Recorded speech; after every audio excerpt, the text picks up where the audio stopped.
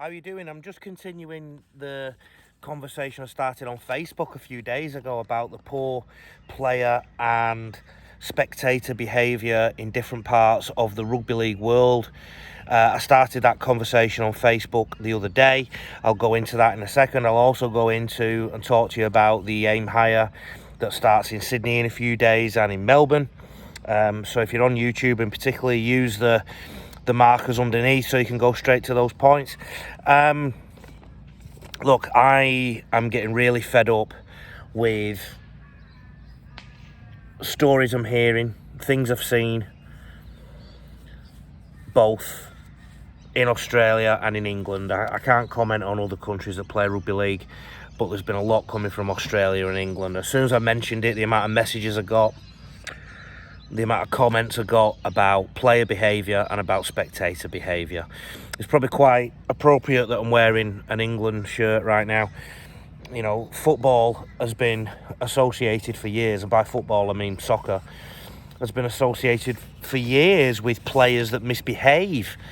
They dive, they shout at the referee, they protest decisions and all that kind of thing. And also in the crowds has been football hooliganism for as long as I've been alive.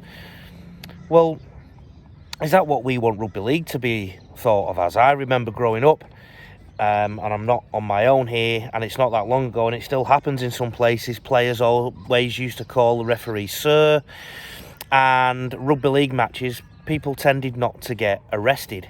Well, in the community game in particular, there's quite a few dodgy things going on. I saw something myself a couple of weeks ago that, if you like, probably got my thought processes going in this direction. There was a fella with a group who were all shouting at some players. They were saying things encouraging violent behaviour on the field.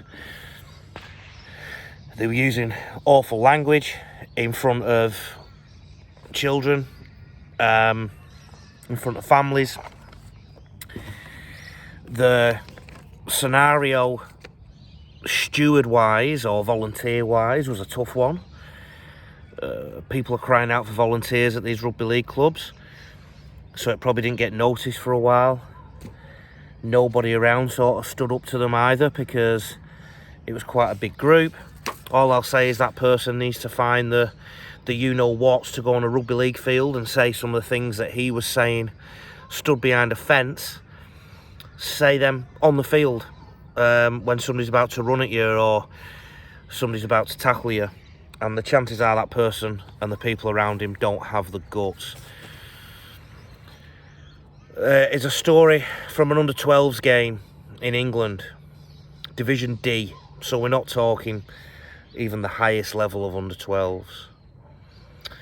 A parent of a kid who was playing his second ever game of rugby league. First of all, the game was down to 11 aside because of one team being short. Well, that's a problem on its own, and it's probably linked. The referee, and refereeing is another issue we probably need to talk about, let a lot of high tackles go and unpenalised. Also allowed a lot of back chat to him and swearing. The winning team, sorry, I'm just moving something up the screen. The winning team were far bigger than their under-12s opponents, and then they also started swearing at their opposition and belittling them while they were winning. 3 players also joined in swearing at parents. The parents basically said after that they're seriously considering pulling their kid out of rugby league at age 12. There is also a story that came to light, also from England, about a parent that punched a 15-year-old. How can that happen? It was an under-15s game. There was footage. There was evidence. This person wasn't prosecuted. Had a couple of people comment on Facebook.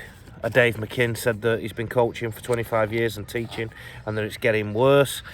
But it's a minority, but we both agreed that the minority is getting bigger.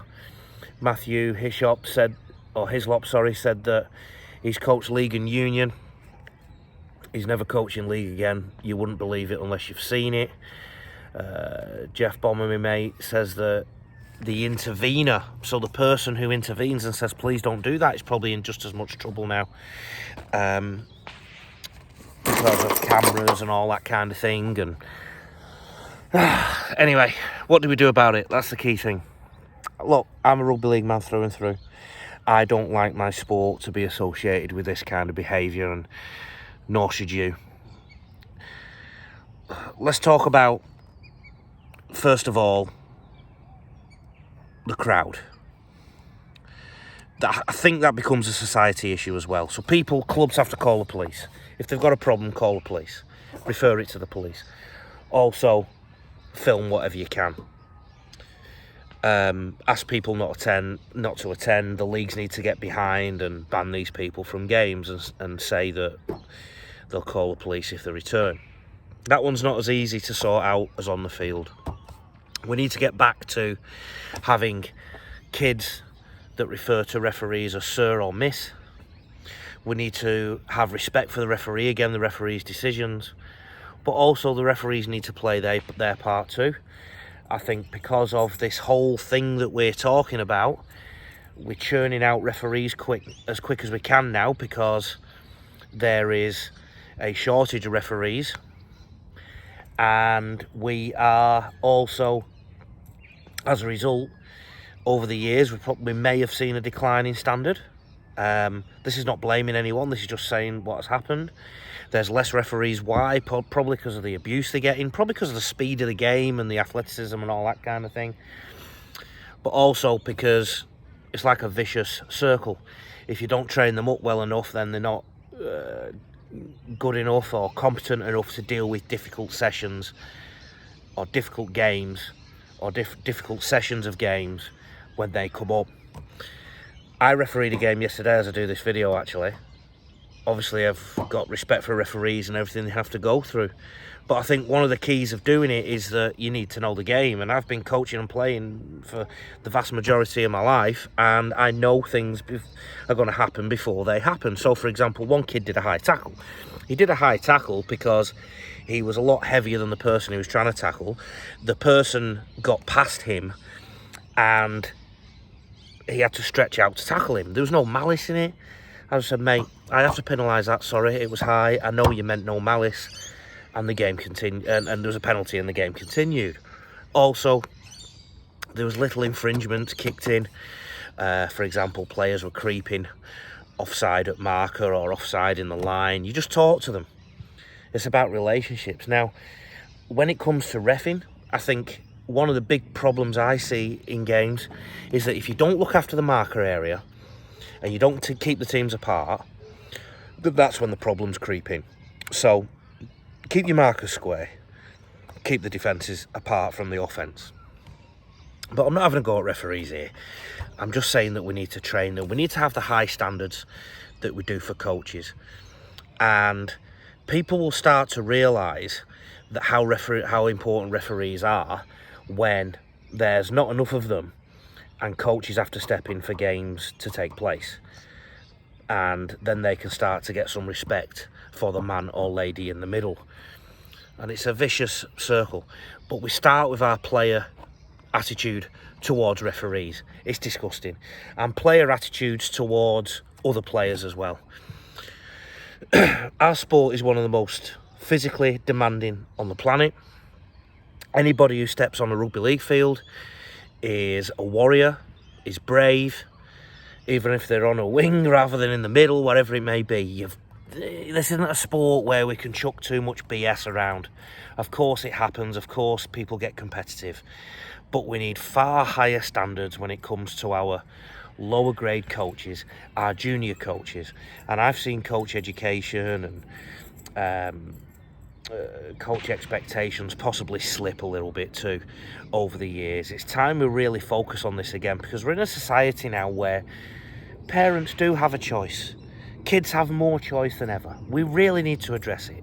And I'm calling every player out now who shouts over the top of another player.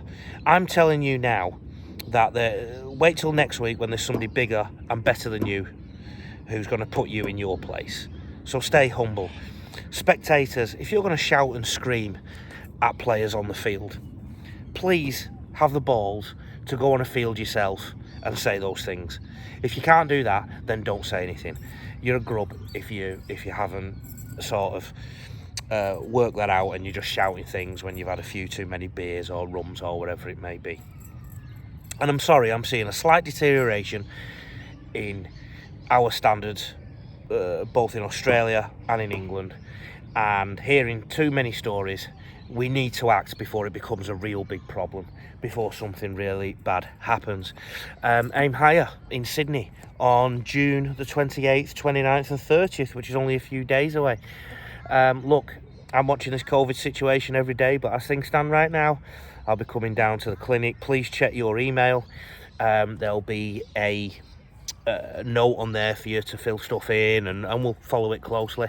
But keep in touch and make sure you get in touch with us if you want to come on there, but also if you already are booked on there, and I'll make sure that we do everything right. And there's a rebounder ball for you if you're in Sydney or in Melbourne. And Melbourne, I'm very confident that we will be going ahead and it will be a great time, and things are really looking up for Melbourne in the COVID world as well. But yeah, let's please start behaving, spectators and players. Thank you.